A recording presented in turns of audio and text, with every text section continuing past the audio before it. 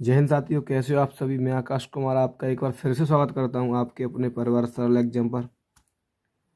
साथियों, आपका टाइम ना बर्बाद करते हुए मैं आपको बताना चाह रहा हूं कि हमारी टॉपर सीरीज चल रही है, जो क्लास 10th के लिए टॉपर सीरीज क्लास 10th के लिए। और इसमें सबसे पहला क्वेश्चन दिया हुआ है, यदि 2 cos थीटा बराबर 1 है तो थीटा का मान ज्ञात कीजिए। यहाँ पर क्या दिया हुआ है, 2 cos थीटा बराबर क्या है 1, तो cos थीटा का मान। ये करना क्या हमें, देखो ये दो किसमें गुणा में, आप कहोगे ये दो किसमें मल्टीप्लाई में। तो यहाँ से आप कॉस थीटा का मान निकालें तो दो कहाँ पहुँच जाएगी, एक के नीचे पहुँच जाएगी। तो यहाँ पर जो हो जाएगा कॉस कॉस थीटा बराबर एक के बटे में पहुँच जाएगी, ये दो पहुँची नहीं पहुँचेगी। अब बताइए कॉस में एक बटे दो किसका मान होता है, कॉस में एक बटे दो किसका मान होता है, तो 60 का होता है। तो इसे लिख देंगे हम कॉस थीटा बराबर कॉस 60। यहाँ कॉस से कॉस कैंसिल हो जाएगा, तो यहाँ पर बचेगा theta is equal to 60 degree. यही थीटा का जो मान है कितना आ गया, 60 डिग्री आ गया। यहाँ पर ऑप्शन नंबर ए क्या हो जाएगा आपका, सही हो जाएगा। ऑप्शन ए क्या है आपका यहाँ पर सही हो जाएगा। देखिए क्वेश्चन नंबर 2 क्या दिया हुआ है, मूल बिंदु से बिंदु 5,4 की दूरी है। मूल बिंदु क्या होते हैं, पहले बताएंगे मूल बिंदु के निर्देशांक क्या होते हैं। मूल बिंदु क्या होते हैं, तो मूल बिंदु होते हैं 0,0, ये होते हैं मूल बिंदु। और पूछ रहा है मूल बिंदु से 5,4 की, यहाँ से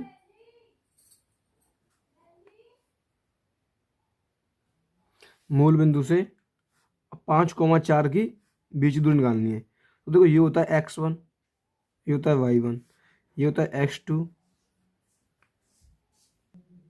ठीक है, या x1 y1 x2 y2। और आपको पता है बीच की दूरी का फॉर्मूला क्या होता है, बीच की दूरी का फॉर्मूला होता है अंडर के अंदर x1 माइनस x2 का whole square plus y1 minus y2 का होल स्क्वायर। मैं इसको डायरेक्ट बता सकता था आपको, लेकिन क्या है कि यहाँ करना और अच्छा रहता है। ठीक है, आपको आराम से समझ में आ जाएगा करने के लिए। ठीक है, x1 कितना है यहाँ पर 0, अनरूट में लेंगे आप 0 माइनस x2 क्या है 5, तो का होल स्क्वायर, y1 फिर 0 माइनस y2 4 का होल स्क्वायर। देखो 0 में से 5 जाएगा तो 5 और 5 का वर्ग क्या होगा 25, प्लस और 4 0 में से 4 का 4, 4 का वर्ग 16। तो 25 और 16 कितने हो जाएंगे पता है आपको, 41। कितने हो जाएंगे 41, अंडरूट के अंदर आएगा 41। तो ये आ गया आंसर आपका 41, इकाई या कुछ भी हो। आंसर कितना आ गया अंडरूट के अंदर 41। तो ऑप्शन नंबर बी आपका सही आंसर है। ऑप्शन आपका बी क्या है, करेक्ट आंसर है। ठीक है, अब देखिए यहाँ पर क्या दिया हुआ है, यदि एक 6 मीटर ऊंचे खंभे की छाया भूमि पर 2√3 मीटर लंबी है तो सूर्य के 49 कोण या 19 कोण, यानी कि समझ लो आप एक ये खंभा है, एक ये खंभा है और कहीं इधर से सूर्य निकल रहा है, कहीं इधर से क्या निकल रहा है, सूर्य निकल रहा है, कहीं इधर से सूर्य, तभी तो इसकी छाया इधर पड़ रही होगी। जब इधर से सूर्य निकलेगा तभी तो इधर छाया पड़ेगी।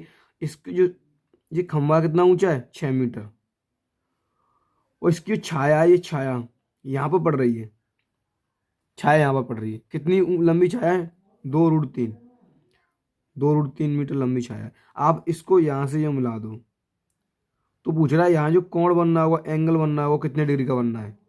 तो आप इसका नाम दे दो PQR।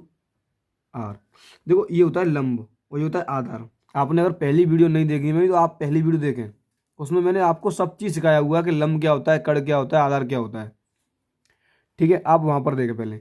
तो ये होता है लंब, ये होता है कड़, ये सॉरी लंब, ये होता है आधार, ये होता है लंब, ये होता है आधार, ये होता है कड़। तो लंब बटे आधार क्या लिखेंगे हम, लंब बटे आधार। मैं यहीं पे कर देता हूँ, ठीक है, आधार मैं डायरेक्ट पूरा नहीं लिखूंगा, मैं आधार लिख दिया मैंने। लंब बटे आधार, लंब 6, आधार कितना दिया है 2√3, और लंब बटे आधार क्या होता है tan थीटा। तो इस पे लग लेंगे हम इसकी जगह पर tan थीटा, tan थीटा। देखो इस 2 से ये 6 कट जाएगी 3 बार, कट जाएगी। और इस 3 को कैसे लिख लेंगे हम, इस 3 को लिख लेंगे हम √3 गुणा √3, और बट्टे के लिख लेंगे हम √3।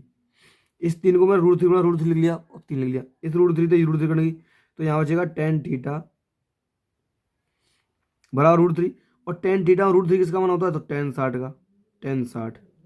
ये 10 से 10 कट जाएगी, तो यहाँ थीटा की वैल्यू क्या आ जाएगी, थीटा बराबर 60 डिग्री। ये आंसर आ गया 60 degree. Option C correct answer हो गया। ऑप्शन सी क्या है आपका करेक्ट आंसर हो गया। ठीक है, इसी प्रकार से हम सभी क्वेश्चनों को हल करेंगे। इतनी तो मैं आशा कर ही सकता हूँ आप लोगों से कि आपको समझ में बहुत अच्छे से आ रहा होगा। ठीक है, हाँ, अगर आपको यूट्यूब पे सर्च करके मंगानी है हमारी वीडियो तो आप टॉपर सीरीज के नाम से सर्च करें, या आप मॉडल पेपर सर्च कर लें, या प्रीवियर क्वेश्चन पेपर सर्च कर लें, हमारी वीडियो आपको मिल जाएगी। ठीक है, और आप यह सर्च कर लें पेपर से पहले पेपर।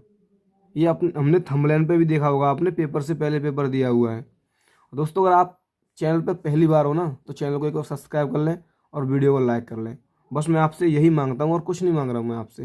देखो 2 10 30 और अपॉन में दिया हुआ है 1 माइनस के 10 उसके 30 बराबर है cos 60 sin 60 sin 60 या sin 30 के। ठीक है, 2 10 30 बटे 1 माइनस 10 उसके 30 किसके बराबर इसमें से। देखो आपको पता होगा एक फॉर्मूला होता है 10 2 का, 2 10 है और बटे 1 माइनस 10 उसके रे, ये होता है 10 2 का फॉर्मूला। किसका होता है 10, ये 2 का फॉर्मूला होता है 2 एक ही जगह कितना दिया हुआ है, एक ही जगह दिया हुआ है 30। मैं क्या कह रहा हूँ आप लोग समझ रहे होंगे अच्छी तरीके से। ये 10 2 का फॉर्मूला 2 10 होल बटे 1 माइनस 10 उसके रे, ये किसका फॉर्मूला होता है 10 2 थीटा का, और थीटा की जगह दिया हुआ है 30, तो 10 2 गुणा थीटा की जगह 30, और 30 का मल्टीप्लाई इधर हुआ तो कितने जाएंगे 10 60। किसके बराबर है 10 60 के बराबर। ऑप्शन सी लगा दो, ऑप्शन सी आंसर टिक कर दो, ये 10 60 के बराबर है। देखो यहाँ पर क्या दिया हुआ बहुपद 3x स्क्वायर प्लस के 8x माइनस के 3 के शून्य के, शून्य का मतलब इसके क्या पूछ रहा है शून्य का, यानी मूल पूछ रहा है आपसे। तो आप किस तरीके से करोगे, देखो ये देखो मल्टीप्लाई करके तो ना आए, यानी 3 का गुणा 3 में करके कितना है 9 आए, यानी गुणा करके कितना है 9 आए। ठीक है, और जोड़ घटा करके कितने आए प्लस, या माइनस करके कितना आए 8 आए। यानी कि ऐसे मुझे दो नंबर लेने हैं, उनका गुणा करूं तो मैं 9 आए, अगर उन दोनों को घटाऊं या जोड़ूं तो 8 आए। तो आप बताइए, तो आप कहेंगे 8 एकम 8 तो 8 होंगे, तो आप क्या कहेंगे 9 एकम 9 गुणा करके 9 आए ना, तो 1 गुणा 9 बराबर 9 आएगा, और 9 में तो 1 घटाएंगे तो 8 आएगा नहीं आएगा। तो क्या बन गए फैक्टर 8 और 9 बन गए, यानी 9 एकम 9 1 गुणा 9 बन गए, 1 गुणा 9। तो इसे कैसे लगाएंगे हम 3x स्क्वायर। ठीक है, अभी 8x बचाना है तो प्लस के 9x, इसमें से मैं x घटा दूंगा तभी तो 8x बचेंगे माइनस के 3। अब यहाँ तक इनमें से कॉमन ले लो। ठीक है, यहाँ से कॉमन क्या आएगा 3, इधर x है इधर x है, 3 3 इधर 3x कॉमन आ गई, तो यहाँ पर एक x बची, प्लस यहाँ x तो इधर आ गई, 3 से 9 भाग देंगे 3 बार, माइनस इधर से क्या आएगा 1 कॉमन आएगा, तो यहाँ पर x बचेगी, माइनस का अंदर यहाँ होगा तो प्लस हो जाएंगे 3, तो इधर आ गया 3x माइनस 1, उधर आ गया x प्लस 3x+, इन दोनों में से एक ले लेंगे x प्लस 3। ठीक है, क्या होता है 3x माइनस 1 बराबर, हम जीरो लेके चलते हैं, 3x बराबर ये माइनस की 1 इधर जाएगा तो प्लस के हो जाएंगे, तो यहाँ x बराबर क्या आएगा 1/3। देख लो 1/3 किस में आ रहा है, इसमें भी आ रहा है, इसमें भी आ रहा है, इसमें इन दोनों तो आने चाहिए, ये तो ऑप्शन हो ही नहीं सकते क्योंकि माइनस नहीं आ रहा है इनमें, ये तो ये होगा ये होगा। अब ये वाला और देख लो, अब इसको हल करेंगे हम x प्लस 3 बराबर 0, तो x बराबर क्या आएगा 3 इधर जाएगी तो माइनस की हो जाएगी 3, ये आ गया -3 और ये आ गया x बराबर 1/3। तो देख लो 1/3 और -3 कहाँ है 1/3, ये -3, ऑप्शन बी इसमें भी सही है। ऑप्शन नंबर बी क्या है इसमें एकदम करेक्ट आंसर है। इसी तरीके से हम क्वेश्चनों को हल करेंगे, बहुत बारीकी से सब चीज़ समझेंगे हम। ठीक है, और ऐसा नहीं कि मैं आप लोगों को समझा नहीं रहा हूँ, बहुत अच्छे से समझा रहा हूँ, आपको समझ में ही आ रहा होगा। अगर आपने ये आपकी अगर प्रैक्टिस सेट समझ में नहीं आ रहा है, ये प्रैक्टिस सेट समझ में नहीं आ रहा है, तो आप पूरी वीडियो देखो ना, पूरा सॉल्यूशन देखो, सिलेबस में देखो, सिलेबस में जाओ, वीडियो दी है मैंने, सिलेबस बनाया है। ठीक है, आप पूरी वीडियो देखो, सिलेबस में हर एक क्वेश्चन एग्जाम को टारगेट करेगा, हर एक क्वेश्चन एग्जाम को। 20 सेंटीमीटर भुजा के एक घन का कुल पृष्ठीय क्षेत्रफल 20 सेंटीमीटर भुजा है, तो भुजा यानी ए, भुजा बोले हैं तो ए कितनी दी हुई है 20 सेंटीमीटर।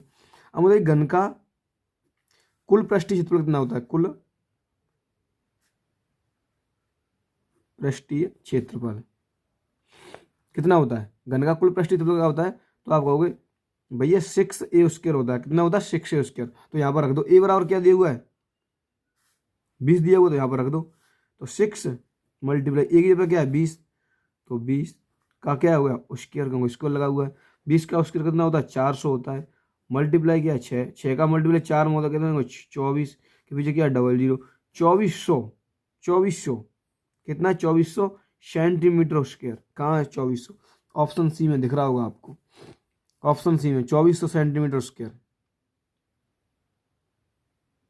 ठीक है, ये द्विघात बहुपद जिसके शून्यकों का योगफल -5 है और गुणनफल 6 है, तो पूछ रहा है, क्या पूछ रहा है, तो समीकरण क्या होगा, यानी कि शून्य का योगफल कितना दिया -5, योगफल का मतलब होता है अल्फा प्लस बीटा बराबर दिया हुआ है -5, गुणनफल अल्फा इंटू बीटा बराबर दिया हुआ है 6। तो समीकरण कौन सा बनेगा, आप ये देखिए -5 और 6 कहाँ दिया हुआ है, 6 इसमें -5 इसमें है इसमें तो है ही नहीं -5, ये तो हो ही नहीं सकता, इसमें -5 नहीं है, इसमें -5 लेकिन इसमें 6 दिया हुआ है माइनस के, ये भी नहीं हो सकता। ठीक है, इसका भी सूत्र है मेरे पास, अगर आप कहें तो सूत्र भी लिखा दूंगा मैं। ठीक है, अब ये देखिए +5 इसमें नहीं है, ये भी नहीं है, तो ऑप्शन जो होगा यही होगा, ऑप्शन बी इसका राइट आंसर है। ऑप्शन बी क्या इसका राइट आंसर, इसका फॉर्मूला होता है x²।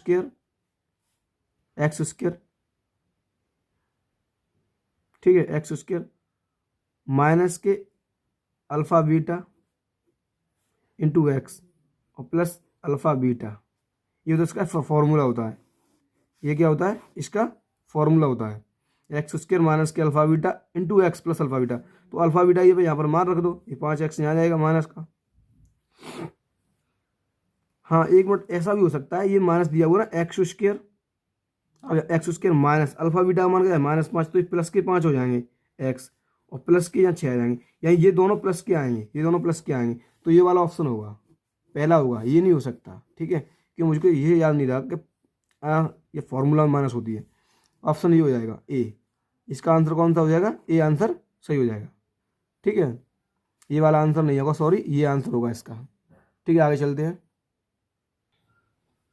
21, 15, 30 का एलसीएम एंड एचसीएफ है। 21, 15, 30 का एलसीएम और एचसीएफ कितना है, तो पहले इनका एलसीएम निकाल लो फिर एचसीएफ निकाल लो। तो 21,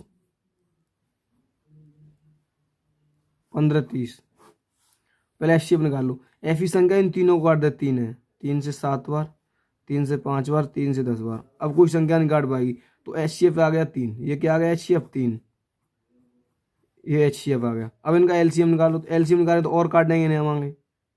ठीक है, एलसीएम मैं यहाँ निकाल दे रहा हूँ, 21, 15, 30, तो 3 से काटेंगे, 3 से 7 बार, 3 से 5 बार, 3 से 10 बार।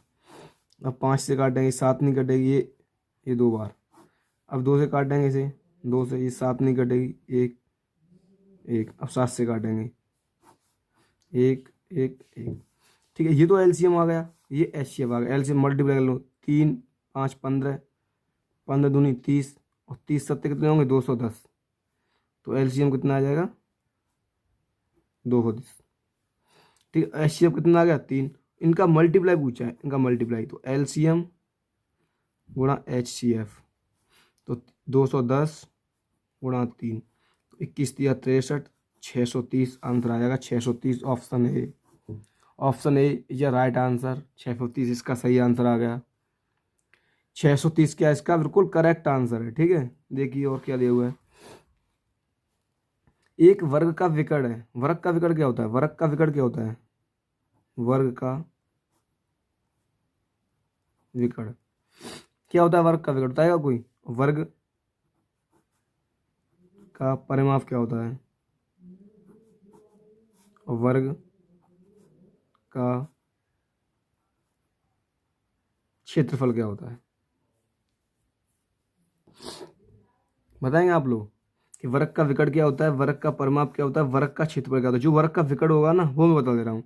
वर्ग का विकर्ण होता है a√2, क्या होता है a√2, यानी भुजा √2, भुजा गुणा √2, ये होता है वर्ग का विकर्ण। परिमाप और क्षेत्रफल आप बताएंगे कमेंट में। कमेंट में, COMEN, ठीक है। ये आप कमेंट में बताएंगे, ये मुझे कमेंट में बताना कि वर्ग का परिमाप क्या होता है, वर्ग का क्षेत्रफल क्या होता है, ठीक है। नेक्स्ट क्वेश्चन देखते हैं हम।